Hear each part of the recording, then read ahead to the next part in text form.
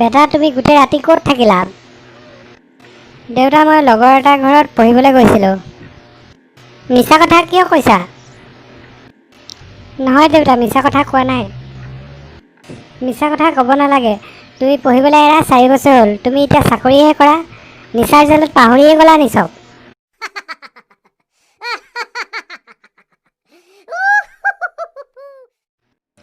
জয়, তুমি পৰীক্ষাত বৰ ধুনীয়া নাম্বাৰ পাইছা। এনেকৈ আগলৈকো পাই থাকিবা।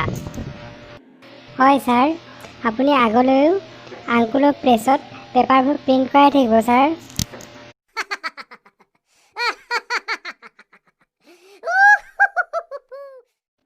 ৰেধা, মধ্যাকৰ্ষণ শক্তি কোনে আৱিষ্কাৰ কৰিছিলে?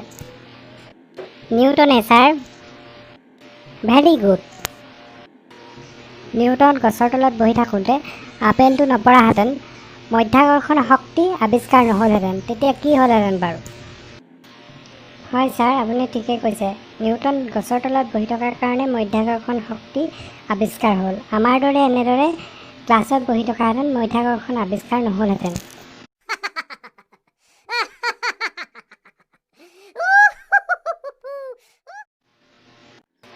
আমি দুটাই দুখ ভগাই লওঁ।